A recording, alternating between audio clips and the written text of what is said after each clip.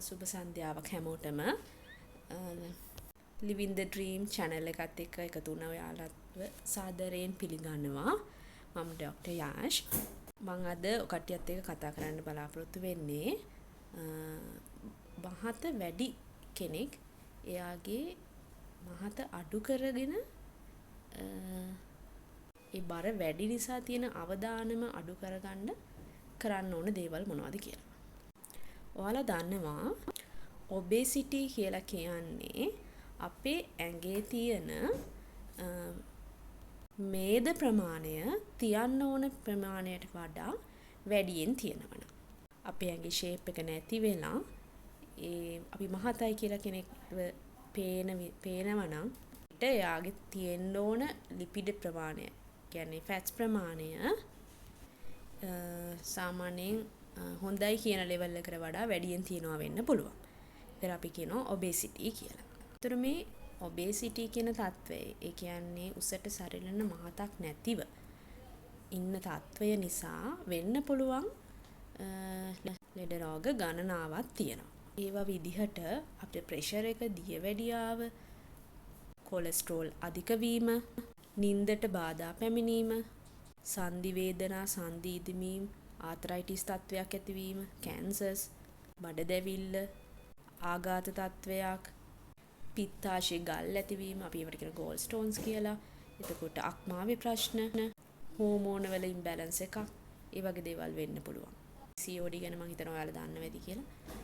ගැන අපි පස්සේ කතා කරමු. මේ වගේ විවිධ රෝගවලට අපිට මූලික හේතුව වෙන්න පුළුවන් මේ ඔබේසිටි කියන තත්වය. weight එක වැඩි වෙනවා කියන්නේ රෝගයක් නෙවෙයි. නමුත් ඒ නිසා ඇති වෙන්න පුළුවන් දේවල් තමයි මම ඒ කිව්වේ. ඔකට දාන්නවා ඔයාලගේ BMI එක හදාගන්න විදිහ. BMI එක කියන්නේ ඔයාගේ උසට සරිලන බර ප්‍රමාණය කොච්චර බර ප්‍රමාණයට ඔයා ඉන්නවද කියන එක. ඔයාගේ බර බෙදනවා ඔයාගේ උස මීටර් වලින් අරගෙන වර්ග මීටර් වලින් බෙදුවම එන ගාන තමයි BMI එක එන්නේ.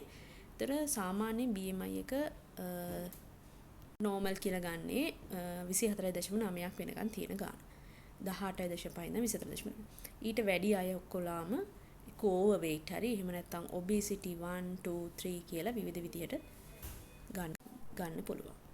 නැත්නම් ඔයාලගේ ඉනේ වට ප්‍රමාණය මැනලා බලන්න එක සෙන්ටිමීටර 90ට වඩා වැඩි නම් හෝ ගෑනු කෙනෙක්ගේ සෙන්ටිමීටර 80ට වඩා වැඩි නම් ඒකත් අපි කියනවා central obesity කියලා. කෝපටිය අනිවාර්යෙන් මැනලා බලන්න. BMI එකත් අනිවාර්යෙන් check කරලා ඔයාලා මේක මොන හරි එක කැටගරි එකක ඉන්නවද කියන එක බලා ගන්නවා. ඒක හරියම ලේසියෙන් හදා ගන්න පුළුවන් calculation එකක්. අපි හිතමු ඔයාලගේ උසට සරිලන බර ප්‍රමාණය BMI එක ගත්තම 25ට වඩා වැඩි කියලා. එතකොට ඇයි මේ obesity එක අපිට වෙන්නේ? ඒ කියන්නේ අපි වැය කරන ශක්ති ප්‍රමාණයට වඩා අපි කෑම වලින් ගන්න ශක්ති ප්‍රමාණය එනර්ජි එක වැඩි. ගොඩක් කනවා ඒ උනාට අපි ඒක වැය කරන්නේ නැහැ. අපි වාඩි වෙලා ඉන්නේ. කොනිදාගෙන ඉන්නේ. ඒකට ඒව අර ෆැට්ස් වෙලා හැමතැනම තැම්පත් වෙනවා. තැම්පත් වෙලා අපි මහත් වෙලා පේනවා. වැය කරන්නේ නැහැ. ෆිසිකල් ඉන්ඇක්ටිවිටි. ඒක තමයි ගොඩක් කොමන්ලි තියෙන දේ. අපි කවුරුත් දන්න දේ. අමතරව මොනවා හරි ජෙනටික් කෝසස් වෙන්න පුළුවන්. පරම්පරාවට මහත් වෙන කට්ටිය ඉන්නවා. අම්මා මහතයි, දුවත් මහතයි එහෙම. එහෙම නැත්නම් වෙන මොනවා හරි ඩිසෝඩර් එකක් නිසා වෙන්නත් පුළුවන්. තයිරොක්සින් අඩුයි හරි. බෙහෙත් වර්ග පාවිච්චි කරනවා වෙන්න පුළුවන්. ස්ටීරොයිඩ්ස්, OCP හරි මොනවා හරි මානසික ලෙඩ සඳහා භාවිත කරන බෙහෙත් නිසාත් වෙන්න පුළුවන්. ෂින් සින්ඩ්‍රෝම් කියලා තියෙනවා. හෝමෝන් වල වෙනස්කමක් වෙන්න පුළුවන්. PCOD තියෙනවා. කියන්නේ ස්ත්‍රී හෝමෝන වල වෙනස්කමක් නිසා වෙන්න පුළුවන්. ඒ වගේ හේතුන් නිසාත් මහත් වෙනවා. එතකොට අපි මේ මොකටද වෙන්නේ කියන එක බලා ගන්න ඕනේ. සමහර වෙලාවට ඔයාලට සීනි තියෙන්න පුළුවන්. සීනි තියෙන කට්ටියගේ බෙල්ල කළු වෙනවා, ස්කින් පොඩි දද්ද වගේ වෙනවා, බඩේ කැලල් තියෙනවා, කුෂින් කයගේ. ඒ වගේම ස්ත්‍රී හෝමෝන වල වෙනස්කම් තියේදී PCOD තත්ත්වයක් තියේදී රෝම වැඩි වෙනවා. ඒ මොනවත් නැත්තම් ඒ හේතුවක් නිසා නෙවෙයි, මෙඩිකල් කන්ඩිෂන් එකක් නිසා නෙවෙයි. නමුත් ඔයාගේ ඉන්ඇක්ටිවිටි එක නිසා බර වැඩි වෙනවා වෙන්න පුළුවන්.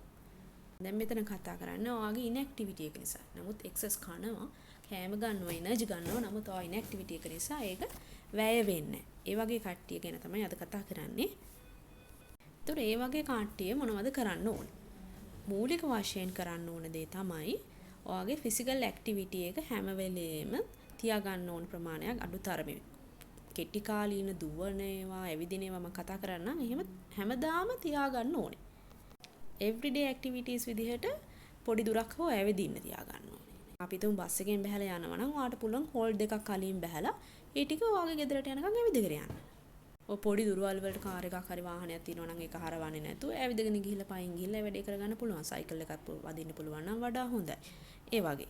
එතකොට මේ හොයාගෙන තියෙනවා ඔයාගේ බරින් මේ ඕවර්වේට් කියන කට්ටිය, ඔබීස් කියන කට්ටියගේ.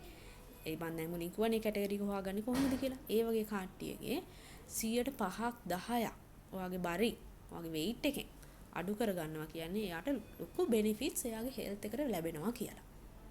ඒ කට්ටිය recommend කරනවා aerobic exercises. aerobic exercise විදියට ඔය cycling, swimming, එතකොට brisk walking. ඒ කියන්නේ චුට්ටක් හරි වේගෙන් ඇවිදින්නේ. උදේට දැකලා තිනවා ව්‍යායාම කරන කට්ටිය වේගෙන් ඇවිදින ඒවා.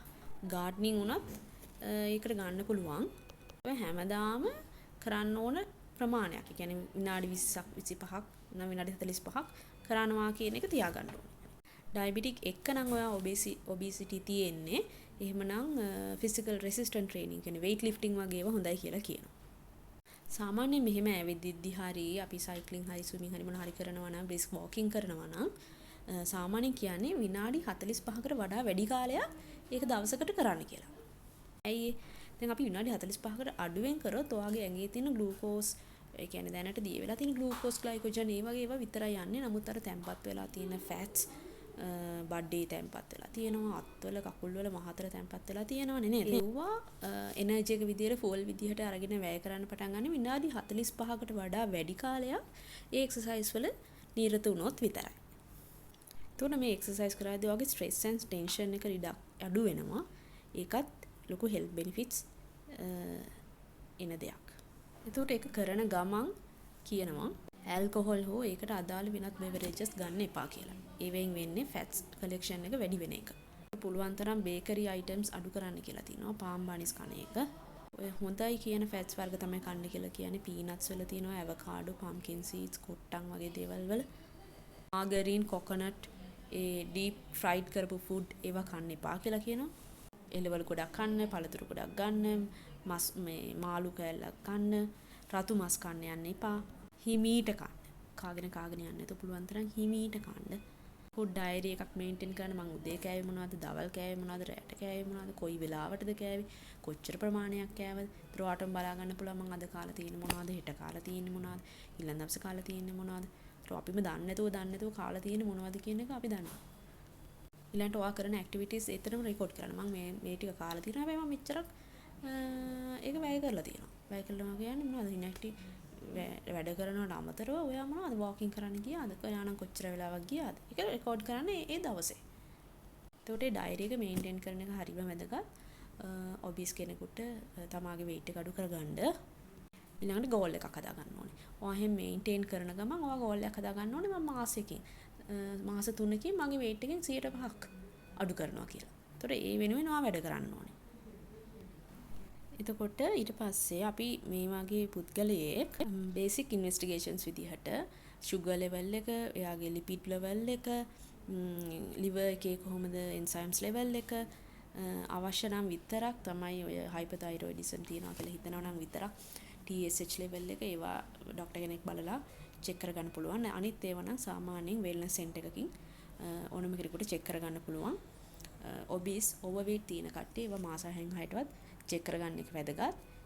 හොඳට මතක තියාගන්න මේ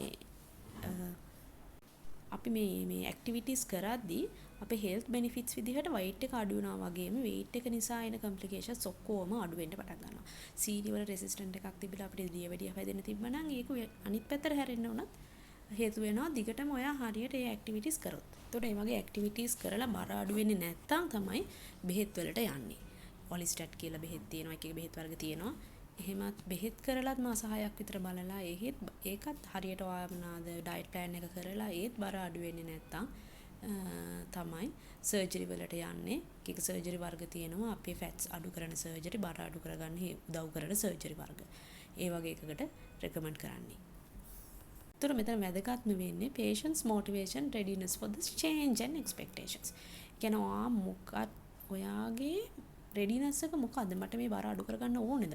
ඔයාගේ තියෙන motivation එක ඔයාට මේක කරගන්න ඕනේද කියන එක තමයි නිසා මත විතරයි මේකෙන් ගැලවෙන්න පුළුවන් වෙන්නේ. බර වැඩි කෙනෙක් නම් බරට උසට සල්ලන බර වැඩි කෙනෙක් නම් BMI එක වැඩි කෙනෙක් නම් අදම ආගේ ගෝල් එකක් සෙට් කරගෙන ඒක කියපු විදිහට කරන්න. මොන හරි ඒ සම්බන්ධයෙන් දැනගන්න ඕන දේවල් තියෙනවා නම් කමෙන්ට් එකක් දාන්න. මම ඒවට රිප්ලයි කරන්නම්. ඉතින් මම හිතනවා මේක ඒ වගේ අයට වැදගත් වෙන වීඩියෝ එකක් වෙයි කියලා. ගිහින් නම් subscribe කරලා තියාගන්න. ඊළඟ වීඩියෝ එකෙන් හමු වෙන්නම්. අපි ඊළඟටත් සාමාන්‍යයෙන් normal population එකට දැනගෙන ඉන්න ඕන මාතෘකාවක් ගැන කතා කරමු. ගිහින් නම් සුබ දවසක්.